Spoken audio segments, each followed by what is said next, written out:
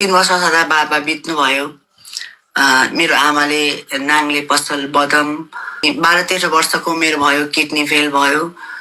अब चाहिँ मेरो मम्मी एक्लैले मलाई कसरी उपचार गर्छ, सक्दैन। अनि म मरे भने बरु 3 दिन रुन्छ होला, 2 दिन रुन्छ, 3 दिन रुन्छ, 4 दिनपछि मलाई बिर्सिन्छ।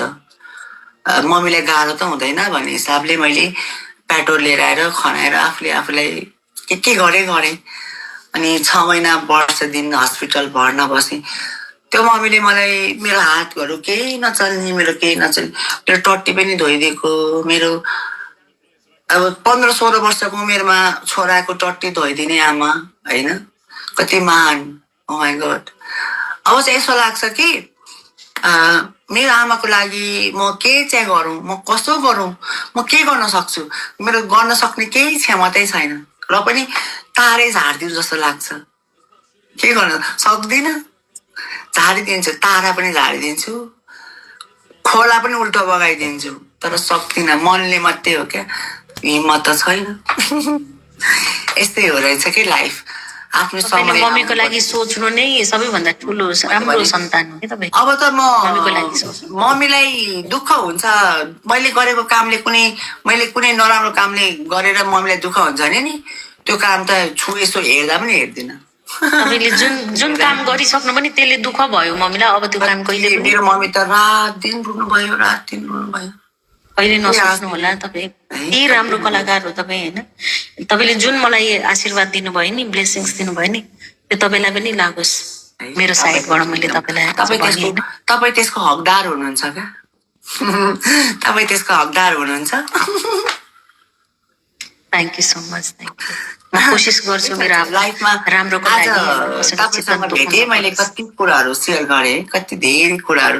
यो लाइफमा यस्तै हुँदो रहेछ क्या, मान्छेले चाहेर केही पनि नहुने रहेछ, केही पनि। मैले मर्न चाहेको, खोइ त मरेन। त्यही भएर चाहेको हुँदैन, लेखेको पाइन्छ, देखेको पाइँदैन है। जतिसम्म आफ्नो कर्ममा लेखेको छ त्यति पाइन्छ। अनि जहिलेसम्म तपाईँले तपाईँको खुसी, तपाईँको दुःख, तपाईँको पीडा त्यो जन्मेको 6 दिनमा 6 ठाउँमा जस्तो लेखे त्यस्तै पाइँदो रहेछ क्या। एकदमै सही हो। अब कोही हिँड्दा हिँड्दै मर्छ, हेर्नु न, केही गर्नै पर्दैन ल, हिँड्दा हिँड्दै मर्छ। कोही मेरो माइलो मुवा 85 वर्षको हस्बेन्ड है। अब मेरो माइलो बुवा 85 वर्ष, माइलो मम्मी 65 वर्ष, 10 वर्षको डिफरेन्ट।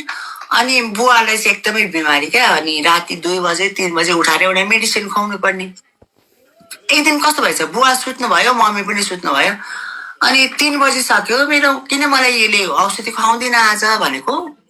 तर बुवा भन्दा उहाँ पहिले यत्तिकै सुत्नु भएको, यत्तिकै उहाँको डेथ भएछ। अनि किन यसले मलाई आज लेखान त हो, अनि जे लेखिएको छ त्यही नै हुन्छ। 85 वर्षको बुढालाई स्याहारेर बसेको मान्छे, अनि 65 वर्षको मान्छेले हट्टाकट्टा केही नभएको जस्तो उहाँ सुत्नु भएको थियो।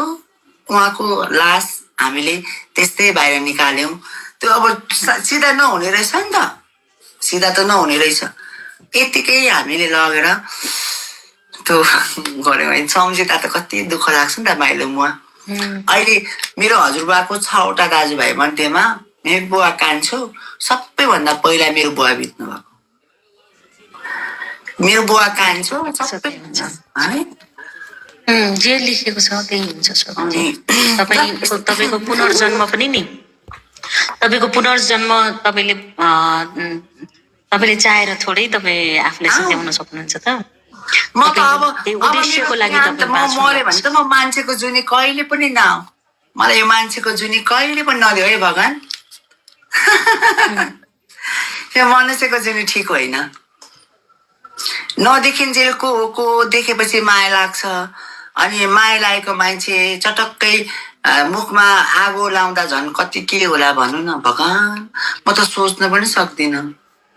आफूले माया गरेको, आफूले हरेक पल हरेक क्षण सम्झेको, सँगै भएको मान्छेलाई घाटमा लगेर मुखमा दन बलेको आगोले चटक्कै, ओ माय गॉड, म त सक्दिनँ। म त आफै फेन्ड हुन्छु। श्रवणजी तपाईँ यस्तो रमाइलो गराउने मान्छे, यो कुराहरू बिर्सिनु सब नगर्नुहोस्। हामी अब रमाइलो गरौँ कति मेलामा रमाइलो गइन्छ फेरि। खुसी लाग्यो श्रवणजी म आफै सक्दिनँ एकदमै। भनेको थ्याङ्क यू सो मच। होइन अब हजुर आफ्नो त्यो गर्नु म छुट्छु हजुरसँग किनभने हजुरलाई म आफ्नै खै के हो दिदी बहिनी जस्तै आफ्नो चेलीबेटी सम्झिन्छु अनि चेलीबेटीसँग चाहिँ हरेक कुराहरू सेलिब्रेट त्यो सेयर हुन्छ क्या चाहे सुख होस् चाहे दुःख होस्। त्यही भएर त तपाईँको कुरा नसकिन्जेलसम्म म सुनेर बसिरहेको छु।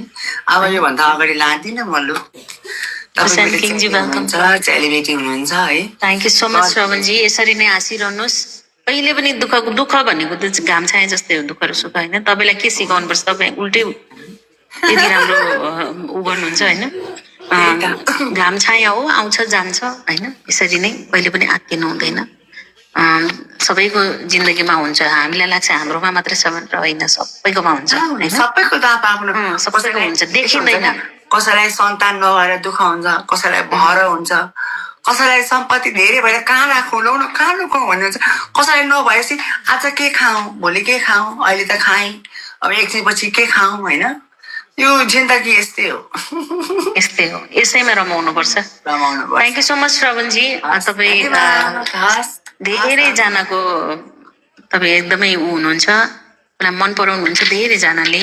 मलाई यसो गफ गर्नु नि मेरो प्लटमा आउनु गफ गर्नु यस्तै हो। श्रवणजीलाई पनि फलो गर्नुहोस् सबैजनाले होइन। उहाँको देखिहाल्नुभयो सुनिहाल्नुभयो उहाँ कस्तो हुनुहुन्छ भनेर। हजुर डान्स पनि देखिहाल्नुभयो होइन। सबैजनाले फलो गर्नु होला सपोर्ट गर्नु होला त्यही नै हो। एउटा कलाकारलाई त्योभन्दा सम्मान भन्दा ठुलो कुरो केही पनि छैन है। श्रवणजी ल एकदम खतरा ब्रड चलाउनुहोस्। Bye bye see you. Thank you see you फेरि भेटौँला है।